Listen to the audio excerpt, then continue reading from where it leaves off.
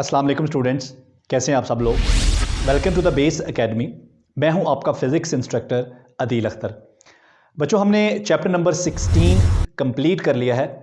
आज हम second year physics का चैप्टर नंबर 17 शुरू करने जा रहे हैं, फ़िज़िक्स ऑफ सॉलिड्स। इस चैप्टर के अंदर पहले मैं आपको ये बता दूं कि इस चैप्टर को भी हम स्मार्ट सिलेबस के मुताबिक ही पढ़ेंगे। जिस तरह हमने चैप्टर नंबर 16 को स्मार्ट सिलेबस के मुताबिक पढ़ा है, यहाँ पर भी हम सिर्फ वही टॉपिक्स डिस्कस करेंगे जो हमारे स्मार्ट सिलेबस में हैं। तो सबसे पहला जो हमारा टॉपिक है स्मार्ट सिलेबस में, वो है मैकेनिकल प्रॉपर्टीज़ ऑफ सॉलिड। यानी कि ये चैप्टर फिजिक्स ऑफ सॉलिड्स है, तो इसमें हम सॉलिड्स की डिफरेंट प्रॉपर्टीज़ को पढ़ेंगे। बच्चों, प्रॉपर्टीज़ से क्या मुराद लेते हैं हम? जब हम अपने सॉलिड्स को एक्सपोज करते हैं किसी भी एक्सटर्नल एजेंट के सामने, ठीक है, यानी कि हम अपने सॉलिड के ऊपर कोई फोर्स अप्लाई करते हैं या कोई इलेक्ट्रिक फील्ड अप्लाई करते हैं या कोई मैग्नेटिक फील्ड अप्लाई करते हैं, तो जो एक्सटर्नल फैक्टर्स होते हैं या ये एक्सटर्नल एजेंट्स होते हैं, इनके रिस्पॉन्स में हमारा मटेरियल आगे किस तरह से बिहेव करता है, इस बिहेवियर की स्टडी को हम कहते हैं उसकी प्रॉपर्टीज़। तो मटेरियल की तीन तरह की प्रॉपर्टीज़ हमारे पास होती हैं। एक तो उसकी मैकेनिकल प्रॉपर्टीज़ होती हैं जिसमें डिफॉर्मेशन वगैरह आती है। एक उसकी इलेक्ट्रिकल प्रॉपर्टीज़ होती हैं जिसमें हम उसका रिस्पांस चेक करते हैं एक्सटर्नल इलेक्ट्रिक फील्ड में, यानी कि मटेरियल में करंट फ्लो करेगा या नहीं करेगा, ठीक है, वो एक अच्छा कंडक्टर है या अच्छा कंडक्टर नहीं है, ये उसकी इलेक्ट्रिकल प्रॉपर्टीज़ होंगी। और इसी तरह से फिर हम आखिर में मैग्नेटिक प्रॉपर्टीज़ देखेंगे कि एक मटेरियल जो है वो मैग्नेटिक फील्ड को किस तरह से रिस्पॉन्स करता है। तो बच्चों, ये तीनों तरह की प्रॉपर्टीज़ हम इस चैप्टर में डिस्कस करेंगे, लेकिन आज के लेक्चर में हम डिस्कस करने जा रहे हैं मैकेनिकल प्रॉपर्टीज़, जिसका ताल्लुक डिफॉर्मेशन वगैरह से है। यानी कि जब हम अपने सॉलिड्स के ऊपर या अपने मटेरियल्स पर एक्सटर्नल फोर्सेस अप्लाई करते हैं, तो उनमें जो चेंज आता है उन मटेरियल्स में, उनकी लेंथ में या उनकी शेप में या उनके वॉल्यूम में, इसे हम डिफॉर्मेशन कहते हैं। तो ये हमारी सारी स्टडी इस लेक्चर में है। तो हम स्टार्ट करते हैं जी अपने लेक्चर को, जो कि 3 हिस्सों पर मुश्तमिल होगा। पहले हिस्से में हम डिफॉर्मेशन को डिफाइन करेंगे, दूसरे हिस्से में डिफॉर्मेशन के कंपोनेंट्स पढ़ेंगे और फिर तीसरे हिस्से में हम मॉडुलस ऑफ इलास्टिसिटी पढ़ेंगे। तो सबसे पहला हिस्सा हम स्टार्ट करने जा रहे हैं, वो है हमारे पास डिफॉर्मेशन। बच्चों, एक वर्ड होता है फॉर्मेशन। फॉर्मेशन का मतलब होता है बनाना, और डिफॉर्मेशन इसके उलट बिगाड़ना, ठीक है, या बिगाड़। तो अगर फिजिक्स में देखा जाए तो डिफॉर्मेशन से मुराद बिगाड़ ही है, लेकिन थोड़ा सा अगर हम टेक्निकली देखें तो इसकी डेफिनेशन कुछ यूं बनती है, process in which length, shape और वॉल्यूम। बच्चों, अगर हम किसी सॉलिड के ऊपर एक्सटर्नल फोर्सेस अप्लाई करें और उन फोर्सेस के नतीजे में उस सॉलिड की लेंथ या शेप या वॉल्यूम में चेंज आ जाए, तो इस चेंज को हम कहते हैं डिफॉर्मेशन। अब देखें, 3 तरह का चेंज है, या तो सिर्फ लेंथ में चेंज हो, या सिर्फ शेप में चेंज हो, और या वॉल्यूम में चेंज हो। तो इसी हिसाब से हमारे पास जो डिफॉर्मेशन है वो 3 तरह की हो गई। तो सबसे पहली जो डिफॉर्मेशन है जो लेंथ में आती है, उसे हम कहते हैं लीनियर डिफॉर्मेशन। और इसकी डेफिनेशन क्या होगी? Change in length due to an external force या फोर्सेस। ठीक है, एक्सटर्नल फोर्स या फोर्सेस आप लगाते हैं किसी सॉलिड के ऊपर, किसी ऑब्जेक्ट के ऊपर, और उस ऑब्जेक्ट की लेंथ में चेंज आता है, तो इसे हम कह सकते हैं ये क्या है? ये है लीनियर डिफॉर्मेशन। इसकी एग्जांपल क्या हो सकती है? अगर हमारे पास कोई स्ट्रिंग हो या कोई वायर हो, ठीक है, और उस पर हम एक्सटर्नल फोर्सेस लगाएं, ठीक है, एक्सटर्नल फोर्सेस इतनी ज़्यादा ना हो कि वो उसमें ब्रेकअप, वो टूट जाए या ब्रेक हो जाए, ठीक है, तो आप एक लिमिट तक अगर उसमें एक्सटर्नल फोर्सेस लगाते हैं तो आप देखते हैं कि उसकी लेंथ में इजाफा होता है। वो जो सिर्फ लेंथ में इजाफा होता है, ठीक है, उसे हम कहते हैं लीनियर डिफॉर्मेशन। ठीक हो गया। उसके बाद हमारे पास दूसरी डिफॉर्मेशन है वॉल्यूम डिफॉर्मेशन। बच्चों, अगर हम एक्सटर्नल फोर्सेस लगाएं और एक्सटर्नल फोर्सेस लगाने से हमारा जो ऑब्जेक्ट है, ठीक है, उस ऑब्जेक्ट की वॉल्यूम में चेंज आ जाए, तो उसे हम कहेंगे वॉल्यूम डिफॉर्मेशन। अच्छा जी, यहाँ पर हम एग्जांपल ले सकते हैं एक टेनिस बॉल की। अगर हमारे पास एक टेनिस बॉल हो और उसे पकड़कर हम यूँ दबाएं, ठीक है, और दबाने से, उसको पकड़कर यूँ दबाने से अगर उसके वॉल्यूम में, आप देखते हैं कि जब हम उसको दबाते हैं तो वो उसमें कंप्रेशन आती है, ठीक है, जिसकी वजह से उसका वॉल्यूम जो है वो चेंज हो जाता है। तो वो जो वॉल्यूम में चेंज आता है उसे हम कहते हैं वॉल्यूम डिफॉर्मेशन। इस तरह हमारे पास है शीयर डिफॉर्मेशन। shear deformation में किसी ऑब्जेक्ट की जो शेप है उसमें चेंज आ जाए तो उसे हम कहते हैं shear deformation। इसकी मैं आपको एक एग्जांपल देता हूं shear deformation की। तो हमारे पास ये एग्जांपल है, लेट्स सपोज ये देखें मेरे पास एक बुक है, ठीक है। अब इस बुक के दो प्लेन्स हैं, एक इसका ये टॉप प्लेन है और एक इसका ये बॉटम प्लेन है। अब मैं क्या करता हूं, इस पर मैं जो टॉप प्लेन है इसके पैरेलल मैं फोर्स लगाता हूं, ये देखें। तो क्या हुआ, जो बॉटम प्लेन है वो तो अपनी ही जगह पर है, लेकिन जो टॉप प्लेन है वो बॉटम प्लेन के मुकाबले में क्या हो रहा है, अपनी जगह से थोड़ा सा डिस्प्लेस हो रहा है, ठीक है। तो ये जो चेंज है इसे हम कहते हैं shear deformation, ठीक है। शेप में चेंज आ रहा है, एक प्लेन जो है वो डिस्प्लेस हो रहा है और दूसरा प्लेन जो है वो फिक्स्ड है। तो ये जो शेप में चेंज आया इसे हम कहते हैं shear deformation, ठीक है जी। तो अभी हम एग्जांपल्स ले रहे हैं, लेकिन आगे चल के ये सारी डिफॉर्मेशंस हम सॉलिड्स के लिए भी देखेंगे। तो अभी हमने सिंपली डिफॉर्मेशंस पढ़ी, अभी हमने सॉलिड की बात नहीं की, अभी हमने सिंपल डिफॉर्मेशंस पढ़ी हैं कि डिफॉर्मेशंस क्या होती हैं, लीनियर डिफॉर्मेशन क्या होती है, वॉल्यूम डिफॉर्मेशन क्या होती है, ठीक है, shear डिफॉर्मेशन क्या होती है। और आगे चल के हम फिर सॉलिड के लिए पढ़ते हैं कि हमारे जो क्रिस्टल सॉलिड्स होते हैं उनमें डिफॉर्मेशन कैसी होती है। तो हमारे पास एग्जांपल है जी, डिफॉर्मेशन इन क्रिस्टल सॉलिड्स। तो क्रिस्टल सॉलिड्स में डिफॉर्मेशन कैसी होती है बच्चों, सबसे पहले तो हम देखते हैं कि क्रिस्टल लैटिस क्या होता है। एक क्रिस्टल लैटिस क्या होता है, ये क्रिस्टल क्या होता है, ठीक है। हमारे पास जो सॉलिड होते हैं जिसमें हमारे पास बहुत सारे टाइप्स हैं, ठीक है। क्रिस्टलाइन सॉलिड्स हैं, हमारे पास अमॉर्फस सॉलिड है, हमारे पास पॉलीमर सॉलिड्स हैं। तो यहाँ पर हम जो बात कर रहे हैं, हम बात कर रहे हैं क्रिस्टल सॉलिड्स की, ठीक है बच्चों। ये ऐसे सॉलिड्स होते हैं जिनके अंदर एटम्स एक ऑर्डर के साथ, एक तरतीब के साथ पड़े होते हैं, ठीक है। अच्छा जी, क्रिस्टल जो होता है इसमें दो चीज़ें होती हैं, एक होता है लैटिस और एक होती है बेस, ठीक है। लैटिस क्या होता है बच्चों, लैटिस एक ज्योमेट्रिकल पॉइंट होता है, ठीक है। और बेस क्या होती है, इस ज्योमेट्रिकल पॉइंट के अंदर हमारा जो एटम पड़ा होता है उसे हम कहते हैं बेस। तो क्रिस्टल लैटिस कैसे बनता है, लैटिस प्लस बेस।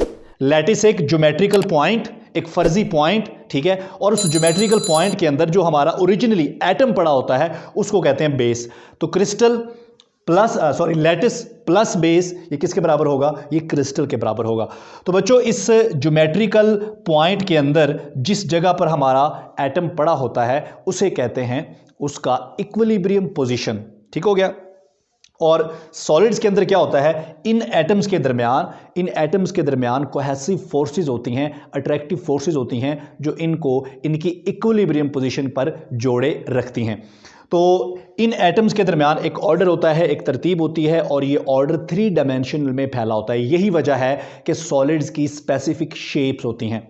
तो बच्चों ऐसा ही एक सॉलिड हमने यहाँ पर लिया है, उसके कुछ एटम्स मैंने यहाँ पर लिए हैं। देखिए एक एटम ये पड़ा है, एक ये पड़ा है, एक ये पड़ा है और एक ये पड़ा है, और ये जो आपको नज़र आ रहे हैं ये हमारे ज्योमेट्रिकल पॉइंट्स हैं। क्लियर हो गया। अब मैं क्या करता हूँ, मैं इन एटम्स को अगर आपस में इस तरह से मिला दूँ यूं करके, तो बच्चों ये जो सेल आपको नज़र आ रहा है ये रेड कलर का, ये कहलाता है यूनिट सेल। अब मैं इस यूनिट सेल पर आउटवर्ड फोर्सेस लगाता हूँ, ठीक है जी, आउटवर्ड स्ट्रेचिंग फोर्सेस। तो उसके नतीजे में जब ये फोर्सेस लगेंगी तो आप देखेंगे कि ये एटम्स जो हैं ये अपनी इक्विलिब्रियम पोजीशन से डिस्प्लेस हो गए हैं। ये वाला एटम और ये वाला एटम ये अपनी इक्विलिब्रियम पोजीशन से थोड़ा सा ऊपर चले गए हैं क्योंकि फोर्स इस डायरेक्शन में लग रही है, और ये वाले एटम्स जो हैं ये अपनी इक्विलिब्रियम पोजीशन से थोड़ा सा नीचे चले गए हैं क्योंकि फोर्सेस नीचे की तरफ लग रही हैं इस प्लेन पर। तो बच्चों आप देख रहे हैं कि हमारा जो यूनिट सेल है वो क्या हो गया है, हमारा यूनिट सेल स्ट्रेच हो गया है, ठीक है जी। हमारे यूनिट सेल में डिफॉर्मेशन आ गई है। ये देखें हमारा यूनिट सेल पहले ये था, अब हमारा यूनिट सेल स्ट्रेच होकर उसकी लेंथ में इजाफा हो गया। तो क्या हुआ, हमारे यूनिट सेल में या हमारे सॉलिड में डिफॉर्मेशन हो गई। क्लियर हो गया। तो इस तरह से डिफॉर्मेशन होती है हमारे क्रिस्टल सॉलिड्स में।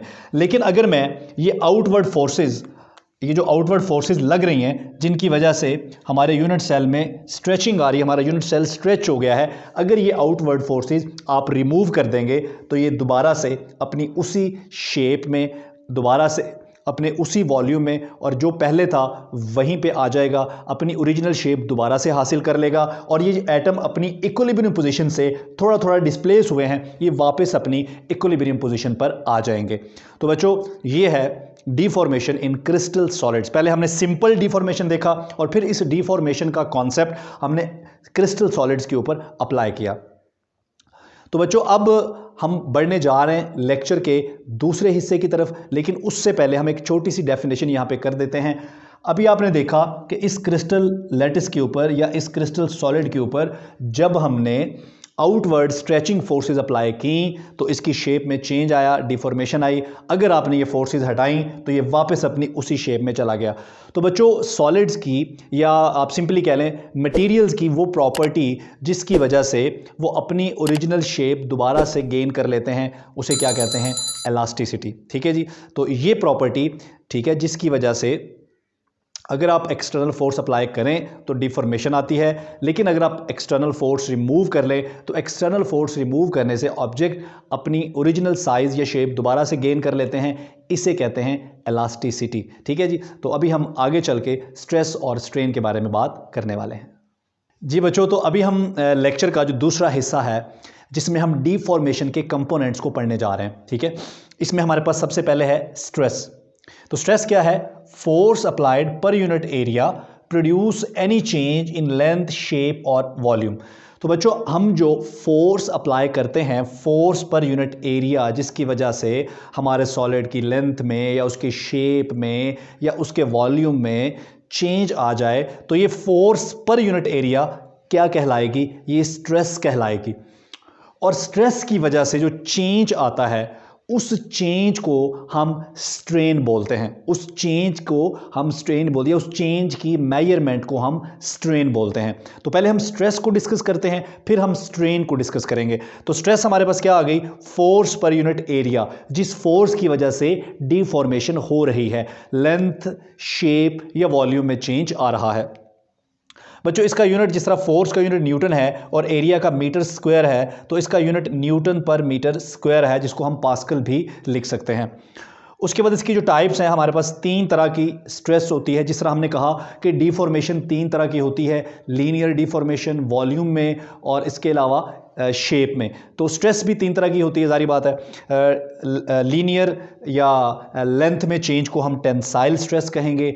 वॉल्यूम में जो डिफॉर्मेशन है या वॉल्यूम में जो चेंज है, ठीक है, उसको हम वॉल्यूमेट्रिक स्ट्रेस कहेंगे। और अगर स्ट्रेस अप्लाई करने से हमारी शेप में चेंज आ जाए तो उसे हम shear स्ट्रेस कहेंगे। बच्चों अब स्ट्रेस अप्लाई किया, स्ट्रेस अप्लाई करने से स्ट्रेन आया, यानी कि साइज, शेप, लेंथ वगैरह में चेंज आया, तो वो जो चेंज आता है इसे हम कहते हैं स्ट्रेन।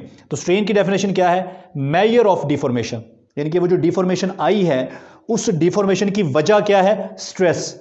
और वो जो डिफॉर्मेशन आई है उस डिफॉर्मेशन की जो मेजरमेंट है वो क्या है? वो स्ट्रेन है। समझ आई बात?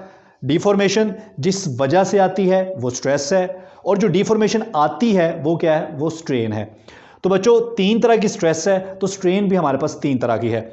सबसे पहले हमारे पास टेंसाइल स्ट्रेन है, यानी कि अगर लेंथ में चेंज आए तो उसकी मेजरमेंट को हम टेंसाइल स्ट्रेन बोलेंगे। तो इसकी डेफिनेशन क्या होगी? Change in length divided by original length. तो एग्जाम्पल ले लेते हैं। हमारे पास बच्चों ये ग्रीन जो आपको नज़र आ रही है, ये फ़र्ज़ कर लें कि एक वायर है। इस वायर का एक एंड हमने यहाँ पर फिक्स किया हुआ है, एक मेटल वायर है, इसका एक एंड हमने यहाँ पर फिक्स किया हुआ है और दूसरे एंड पर हम एक फोर्स लगा रहे हैं। जो ही हम ये आउटवर्ड फोर्स लगा रहे हैं, स्ट्रेचिंग फोर्स लगा रहे हैं, तो इसकी लेंथ में चेंज आएगा। इसकी लेंथ पहले L थी, अब इसकी लेंथ यहाँ तक हो गई। तो ये जो इतना चेंज आया है लेंथ में, इसको हम कहेंगे change in length, delta L। और ये जो फोर्स लगाए बगैर इसकी ओरिजिनल लेंथ थी वो है L। तो चेंज इन लेंथ क्या है बच्चों? Delta L divided by original length क्या है? L। तो ये जो स्ट्रेन है हमारी, ये कहलाएगी लीनियर या टेंसाइल स्ट्रेन। तो बच्चों जैसा कि आप देख रहे हैं कि ऊपर भी लेंथ है, नीचे भी लेंथ है, सेम क्वांटिटीज़ हैं। तो 2 सेम क्वांटिटीज़ की जो रेशो होती है उसका कोई यूनिट नहीं होता, इसलिए स्ट्रेन का कोई यूनिट नहीं है, लेकिन स्ट्रेस का यूनिट है न्यूटन पर मीटर स्क्वायर। उसके बाद हम आ जाते हैं जी वॉल्यूमेट्रिक स्ट्रेन पे। तो वॉल्यूमेट्रिक स्ट्रेन बच्चों क्या है? Change in volume per unit original volume, ठीक है, that is known as volumetric strain. इसकी एग्जांपल हम ले सकते हैं, अगर हमारे पास एक सॉलिड क्यूब की शक्ल में है और उस पर अगर हम एक्सटर्नल फोर्सेस लगाएं और एक्सटर्नल फोर्सेस लगाने से अगर वो पिचक जाए, ठीक है, या वो स्ट्रेच हो जाए, उसके वॉल्यूम में चेंज आ जाए, तो उसे हम कहेंगे उस चेंज इन वॉल्यूम की जो मेजरमेंट है उसे हम कहेंगे वॉल्यूमेट्रिक स्ट्रेन। उसके बाद हमारे पास है शीयर स्ट्रेन। शेयर स्ट्रेन किस वजह से आएगी? शेयर स्ट्रेस की वजह से, यानी कि ऐसी स्ट्रेस जिसकी वजह से शेप में चेंज आ जाए, तो वो जो शेप में चेंज आया है उसे हम कहते हैं शेयर स्ट्रेन। तो बच्चों ये देखिए हमारे पास एक सॉलिड एक क्यूब की शक्ल में है और यहाँ पर इसके दो प्लेन्स आपको नज़र आ रहे हैं।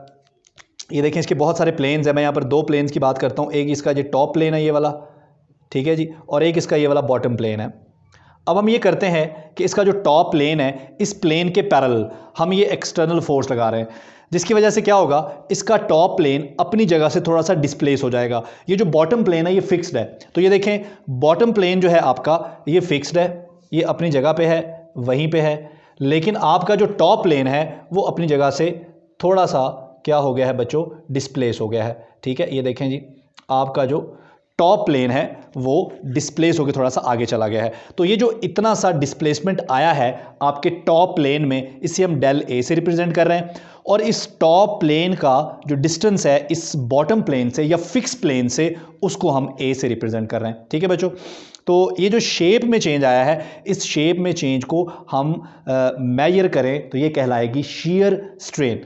अब इसकी डेफिनेशन क्या होगी? इसकी डेफिनेशन है जी डिस्प्लेसमेंट ऑफ द प्लेन, यानी कि जो टॉप वाला प्लेन है इसका डिस्प्लेसमेंट यहाँ से यहाँ पहुँच गया, ये displacement divided by distance from a fixed plane. तो बच्चों ये जो इस प्लेन का डिस्प्लेसमेंट है ये डेल ए है, divided by distance from fix plane. तो इस फिक्स प्लेन से जो डिस्टेंस है वो हमारा ए है, तो डेल ए ओवर ए ये हमारी क्या है, ये हमारी शेयर स्ट्रेन है। लेकिन इसको हम एक और फॉर्म में भी लिख सकते हैं बच्चों। अगर आप गौर करें तो ये देखें ये एक ट्रायंगल बन रही है, ये देखें जी ये एक ट्रायंगल बन रही है, राइट एंगल ट्रायंगल, जिसके यहाँ पर फर्ज कर ले एंगल थीटा बन रहा है।